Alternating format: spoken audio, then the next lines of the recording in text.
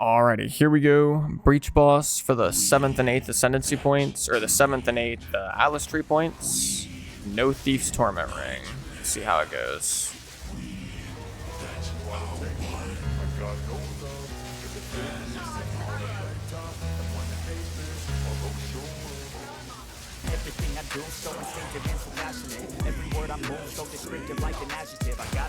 Oh, we got a double breach. Oh my goodness. A double breach in the Delirious map. This is going to be a little crazy.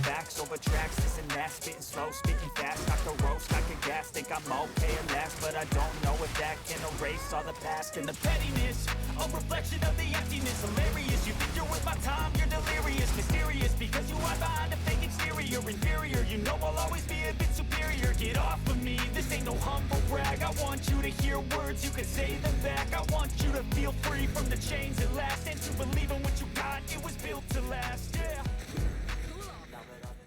Alrighty, here we go. We're going to be doing a 6-mod T15 Delirious Instilled map.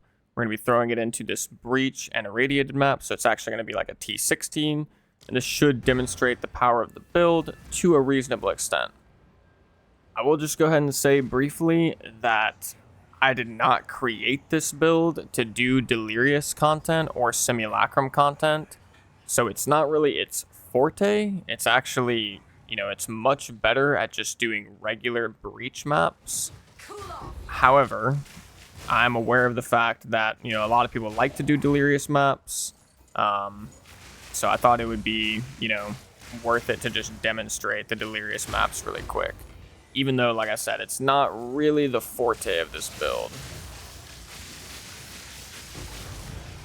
And the reason why it's not amazing at Delirious maps is due to the fact that Delirious mobs cannot be frozen. And since this build does use Herald of Ice, I mean, yeah, it just kind of cooks your ability to actually get good effectiveness from Herald of Ice on the Delirious mobs.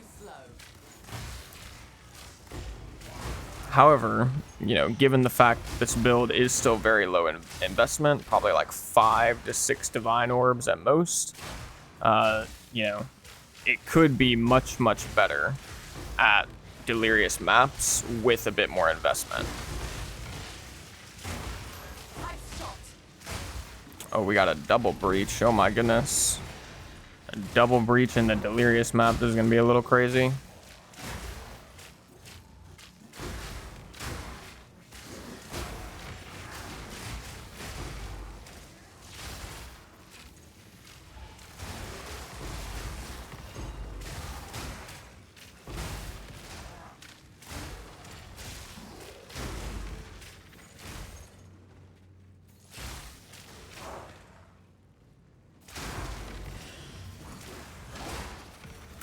Ooh, we almost got stuck in one shot.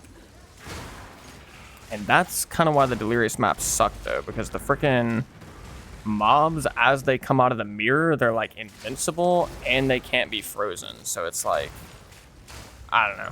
I actually feel like Simulacrum and Delirious stuff in general might need a slight nerf. We just got something that looks juicy. I don't know what that is. It made the Divine Orb sound, though, so... What is this? This isn't a Headhunter or an Ingenuity. I don't know. Anybody in chat know what that is? I'll have to check after the thingamabobber. Or after the map.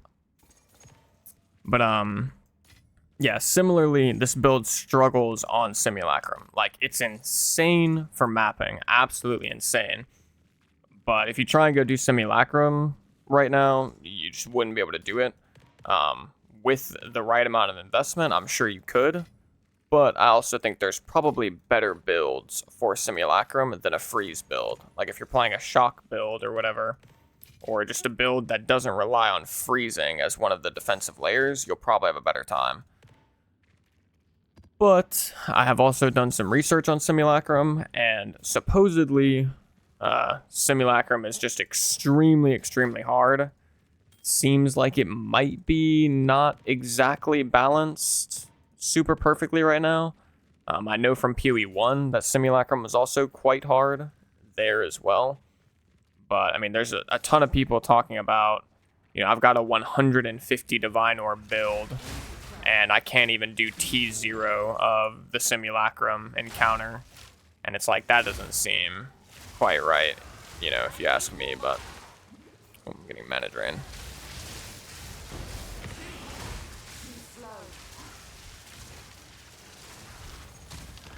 Ow, ow, ow. I just walked into that like a doofus.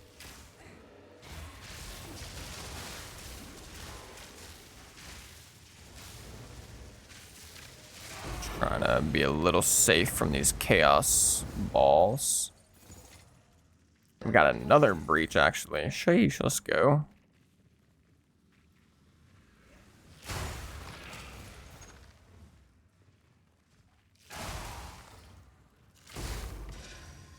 I'm actually going to try and clear out any of the Delirium mirrors next to the breach before I do the breach, just because the Delirium mirrors are actually just ridiculous. Like, you can just get insta-stunned and, like, one-shot sometimes.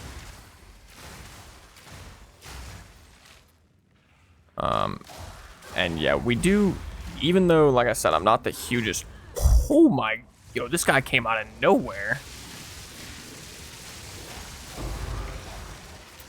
As I was saying about the Delirious mobs, though, even though you can't freeze them, we do still one-shot them pretty much. So it's kind of just like a slight annoyance. Like, you have to play a bit safer in these Delirious instilled maps than you would a regular map. Like, a regular map, I can literally just run around with, like, no concern and just destroy everything. Is this a 10 breach map? No way, right? I feel like I would be seeing more breaches if it was, but it's definitely 5 breaches so far. This is kind of crazy.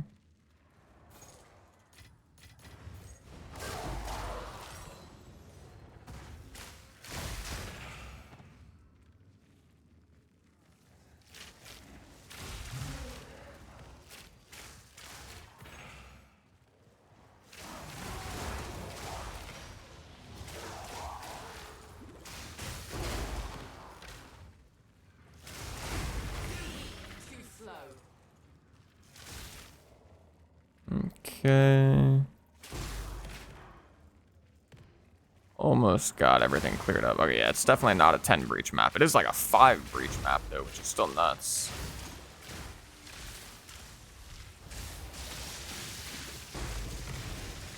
That's quite nice. And against some of these Delirious rares, like some of the ones that have slightly worse modifiers for us, sometimes we do still have to run in with Orb of Storms and Lightning Rod. However, on, you know, regular T15, 16, 17, 18 breach maps that aren't Delirious instilled, we don't have to do that anymore. We can literally just ice shot everything, even the rares, which feels very nice. So it's quite literally a one-button build in the content that it's kind of built for. Which, some people don't like one-button builds. I happen to be one of the people that actually do like one-button builds in this type of game. At least typically, anyways.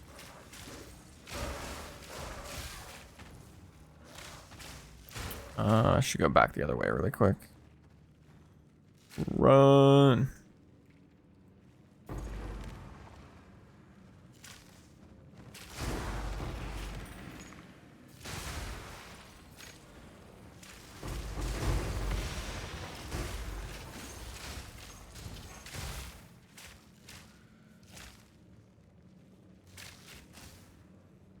Okay, not too bad. Let's just go do the other breach really quick.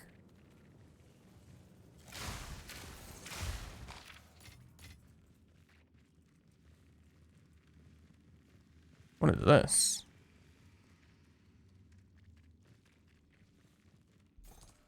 Oh, it's a strong box.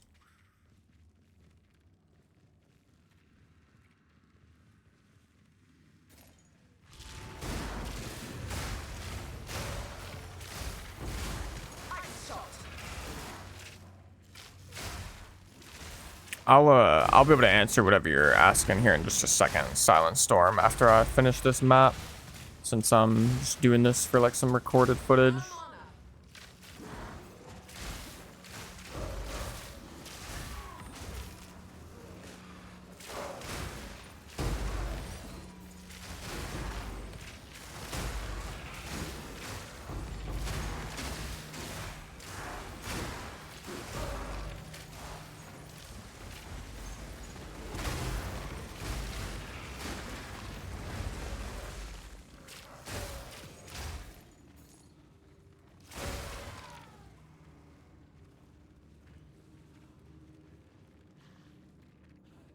Yo, what's up, Nerdy DJ? How you doing, brother?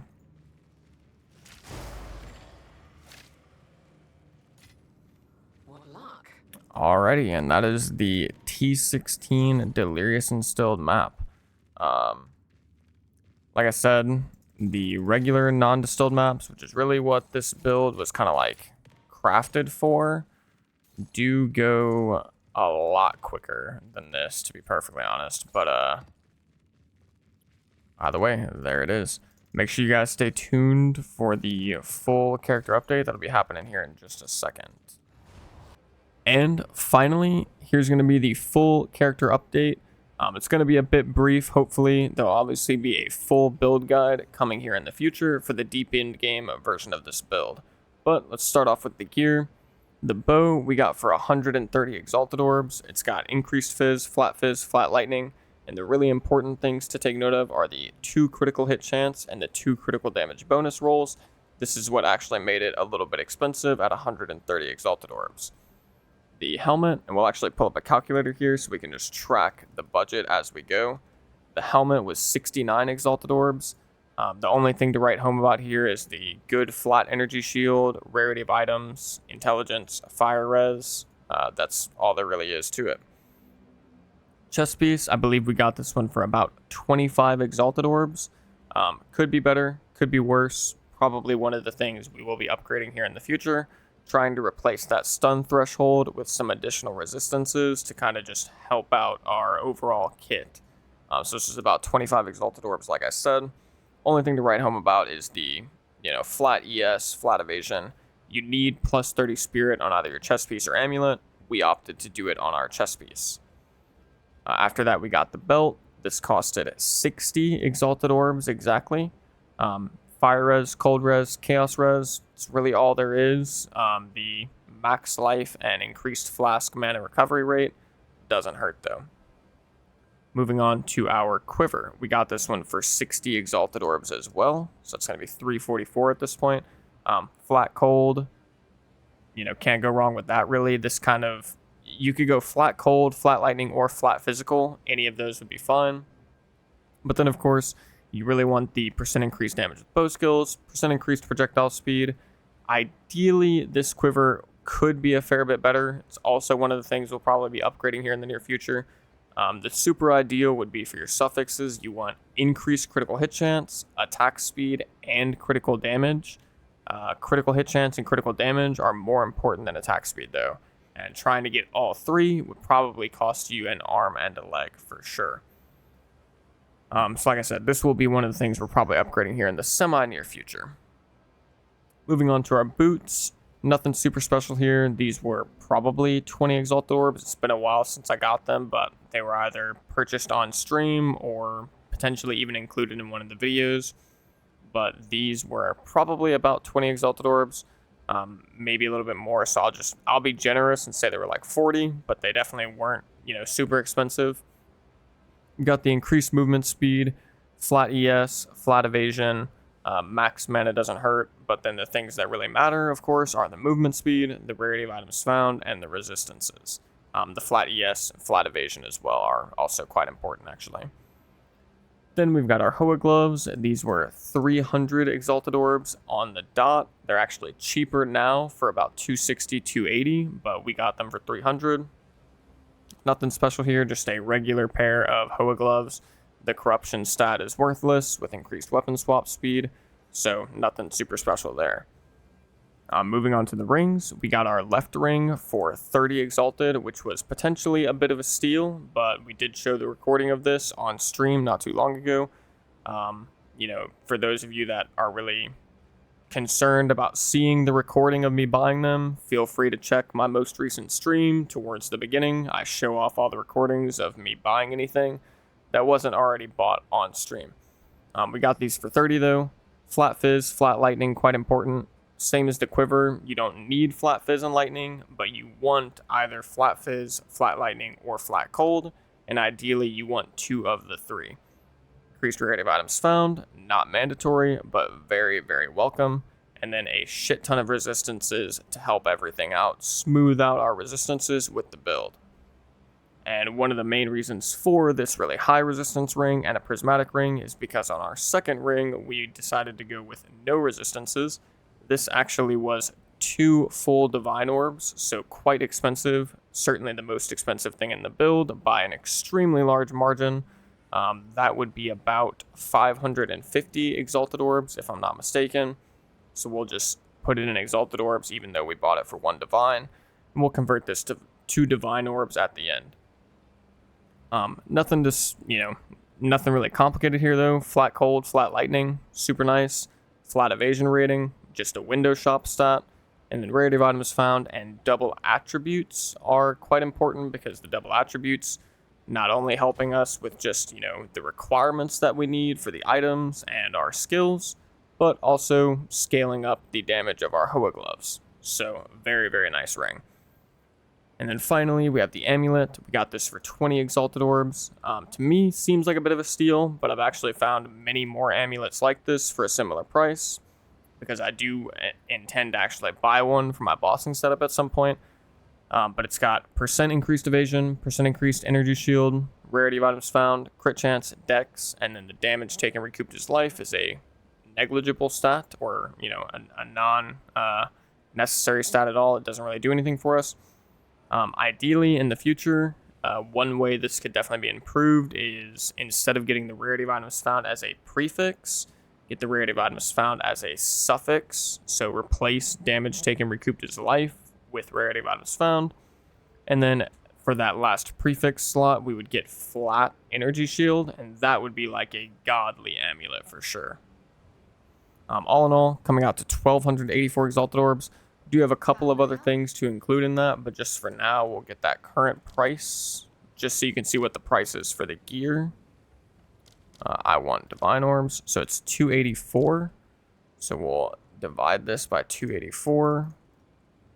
So for the gear, coming out to about 4.5 divine orbs, with of course 2 of those divine orbs coming directly from the price of the ring. And certainly you could get the same effect or power of this build with a much, much cheaper ring on the right side. Or maybe not the same, but you would get very similar results with a much cheaper ring if you wanted. Moving on from that though, let's go ahead and talk about the skills. So for Ice Shot, we've got Martial Tempo, Primal Armament, Ambush, Fork, Heft. If you saw my full guide, this probably won't look too much different. Lightning Rod, we've got Scatter Shot, Concentrated Effect, Close Combat, Conduction, and Lightning Pen. We actually rolled for this 5-slot Lightning Rod ourselves. It probably cost us 100 Exalted Orbs, so it was not that expensive. The Ice Shot we bought, I believe, for 1 Divine. Something to note here is you really do want a 20% quality Ice Shot. As you can see here, the quality for Ice Shot results in more attack damage. More being a very important word there. It's much different than increased. More is a flat increase, which is then multiplicative with all of the other things that you get. So more is very, very valuable. So I would highly recommend just buying a 5-slot Ice Shot off of the trade market with 20% quality. Or if you want to gamble for it yourself, just make sure you're using quality on the skill gems. With that being said, for bosses, or for Lightning Rod, we've got Scatter Shot, Concentrated Effect, Close Combat, Conduction, and Lightning Pen. I'm not sure if I said that. For bosses, we do actually swap out our Conduction and Primal Armament, because for bosses, we do not use Ice Shot at all. We only use Lightning Rod. So just something to keep in mind there. We do a little gem swap for bosses. For maps, of course, we keep Primal Armament in Ice Shot because we rarely use Lightning Rod in maps. Orb of Storms, nothing new here. Chain, Overabundance, Unleash, Font of Rage. Could replace Font of Rage with Font of Mana if you wanted, but I think Font of Rage is the better choice.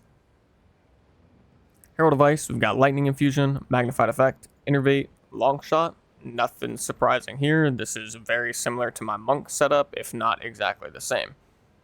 Herald of Thunder, we've got Cold Infusion, Glaciation, Ice Bite, and Lightning Mastery. I think Ice Bite is something worth noting here because I didn't do this on my Monk.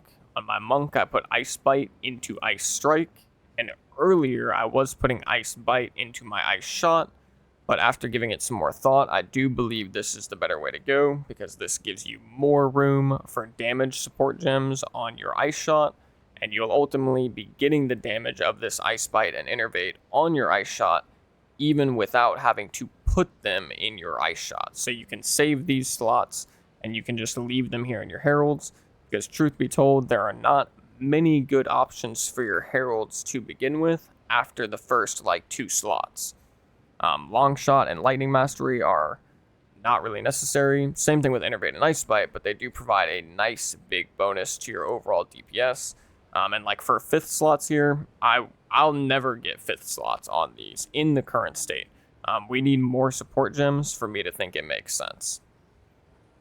Finally, we've got Grim Feast, Wind Dancer with Clarity. And then for our bossing setup, the way we do this, the reason why we need plus 30 Spirit exactly, is we turn off our Herald of Thunder, Herald of Ice, and Grim Feast, leave on Wind Dancer to be clear, which is why we have the Clarity positioned in this skill, because we leave this on at all times. Then we turn on Cast on Shock, and we turn on Ghost Dance, and we are good to go. We're at exactly 0 spirits, so we have exactly enough. And that is what we do for bossing, and of course, Cast on Shock, we have Ball Lightning, Eye of Winter, Impetus, and Inspiration. Alrighty, and finally, we're going to cover the passives and jewels super quick. So for the passives, there's 2 options here at the beginning. You could go this way, and you could save 2 points, which is something I probably will be doing in the future, but for the time being, until I get my Against the Darkness, which is going to be for the higher budget version, I'm actually deciding to go through here through the middle. You lose 2 points, or you have to spend 2 extra points, but you do get some reasonable upgrades here: increased projectile damage, chance to inflict ailments, and increased damage with hits against enemies affected by elemental ailments. After that, come down here, obviously going to grab Master Fletching and all of this stuff. Escape velocity, we're going to grab the jewel socket down here, the increased elemental damage, jewel socket right here, jewel socket right here. Jewel sockets are king for this build. I'll go over the jewels at the end as well.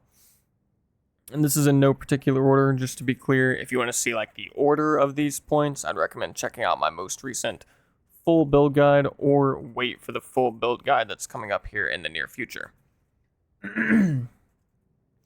Of course, we have Feathered Fletching, which is very important because you do have a quiver with increased projectile speed. You're also getting increased projectile speed from Kite Runner, so this is quite nice. We get all of these nice juicy crit nodes over here. Struck Through is an incredibly valuable node. It gives you a flat 1% to critical hit chance, which is extremely valuable. Coming Calamity, very useful. We've got both of our Heralds, of course. Enhanced Reflexes, Bestial Skin, very good defensive options. Falcon Technique for a bunch of extra attack speed. One of the more unique things about our build is we are running First Approach. This kind of makes the low budget version very effective. I think for the high budget version, there's a chance that we remove this node. But if you're playing on a low budget, this does give you a lot of extra oomph to actually get you into T15 maps and kind of make them smooth, so you're one-shotting everything, getting the big explosions. Outside of that, of course, we have Storm Surge, Storm Swell. We want to penetrate some resistances because we don't have many options for penetrating resistances, but we do have good options right here, and of course, the little small nodes as well. Kite Runner for the extra movement speed primarily, but the projectile speed, projectile damage certainly does not hurt. Going to grab this big section of crit nodes up here. Very, very important. Some of these nodes are extremely powerful. Jewel Socket, Spectral Ward for the enhanced defense. We do have a pretty high evasion rating chest piece, so getting that extra energy shield is one of the reasons that we are quite tanky with 1350 life, 1962 ES. Eternal Youth, since you're playing a hybrid ES evasion build, I think Eternal Youth is quite mandatory. If you run out of energy shield, you are much less tanky, and you have more energy shield than life, so it just makes sense to convert your life potion to your energy shield. And if you run out of energy shield and you can't restore it with your potion, you're basically in one-shot territory at that point. So as you run out of energy shield, it's a good idea to just use your life potion for it. Of course, an extra jewel socket.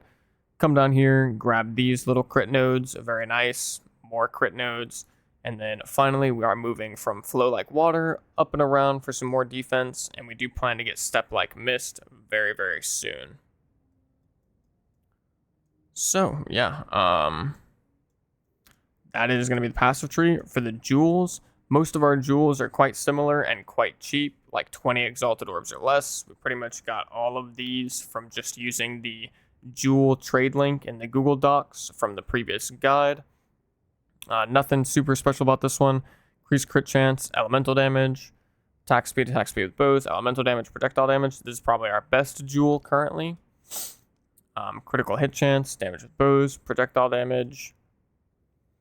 More of the same. More of the same. This one's pretty bad though, I'm not gonna lie. More of the same, and more of the same. In the future, for the high budget version, something I do plan to incorporate is jewels with increased bonuses gained from quivers. This is a quite expensive mod to look for, but it is very, very good.